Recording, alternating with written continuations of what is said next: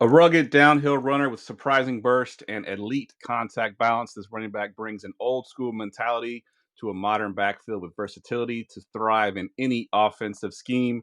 Let's break it down in the next Going for Two scouting report.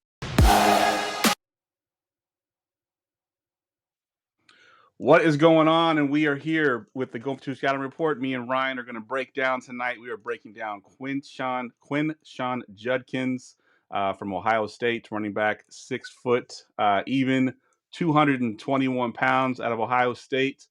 Ryan, we'll jump right into it here, man. What did you like about Quinshawn? I like Quinshon a lot. I think he ran at fantastic angles. So when he was hitting the line of scrimmage, he was making the right moves. He made it harder for defenders who may be a little bit faster than him to go through it, and it made it so he was able to run through their arm tackles. He was very good at pushing the pal, and moving forward. I think he had great vision, good pacing, took his time before runs, but never stayed too far behind. And he finished his runs like you preach. Yeah, 100%. Yeah, I had down, excellent contact balance.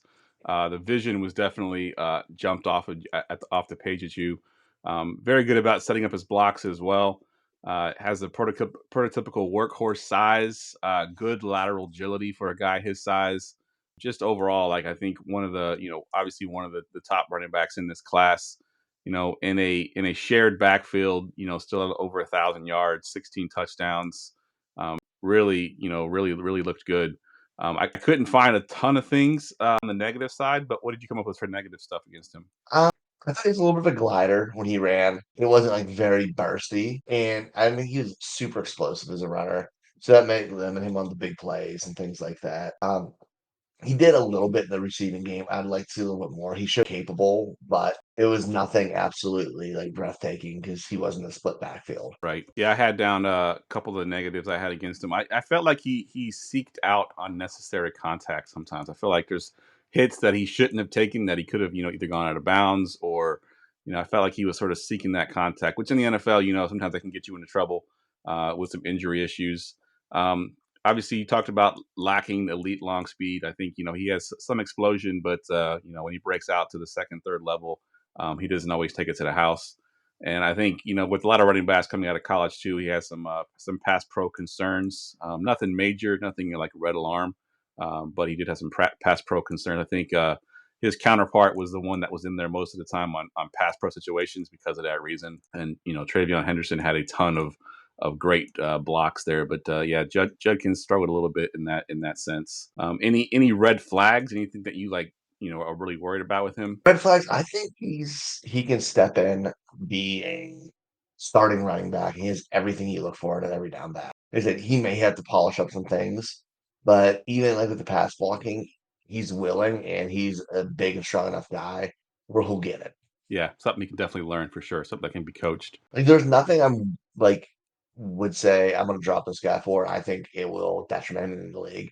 I think he'll be at worst a good back. Where do you have him currently ranked as far as running backs? Is he like your RB4, RB5, somewhere in that Mhm. range? Let me open this up. I have everything graded, but not by number because he's RB4. Yeah, RB4. Yeah, that's kind of where I have him. I have him I keep flip flopping him between RB4, RB5, somewhere in that range. Is he's there pretty solid over my five, but yeah, is there he's any a very team you'd like to close see him score. go to? Anybody you think that he would fit perfect in? I think he should be in the split backfield, so I want to see him with a speedier back. I think Tampa would be a bad landing spot. I think they'd make a nice down there. There's a team like that where he's in a split backfield can run a little more power. What do you think about something like? Because I'm looking at the second round pick, our second round teams here. Jacksonville's there. Obviously they got Travis Etienne, who really didn't do a whole lot last year. But maybe if he was in the split backfield with him, what do you think about Jacksonville's landing spot? I think Jacksonville spreads it out a little bit too much. I wouldn't hate it because obviously, like you said, they need that other back. Yeah, it wouldn't be bad. Chicago to pair with DeAndre Swift wouldn't be bad, and I think they run enough power offense. So I want somewhere like that. Yeah, I feel like if he doesn't go in that top of the second round, there's a lot of teams that probably will pass on him. He might fall down into the late second round, maybe somewhere like Cincinnati.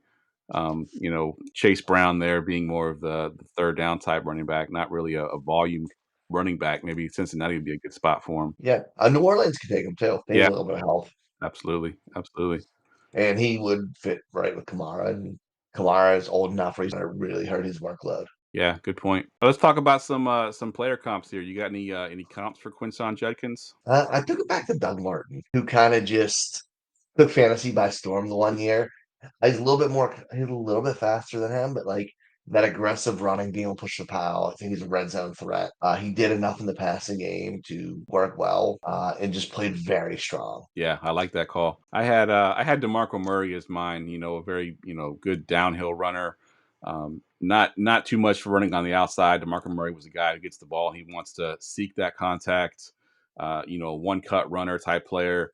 And obviously DeMarco Murray is a volume guy as well. I think he had over 400 touches one year in Dallas. I think Quinshon maybe can't get that kind of volume, but I do think he's that type of running back where he's just a one cut runner, seeks contact, and should be good at the next level for sure. Yeah, he'll fit in a lot of places. Agreed. Agreed. Also, we didn't bring it up with the positives. I like the fact he doesn't have a ton of mileage on him either.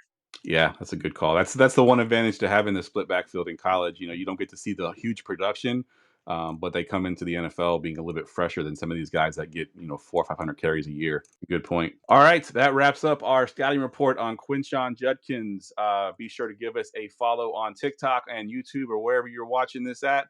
And stay tuned for our next scouting reports, and we'll see you next time.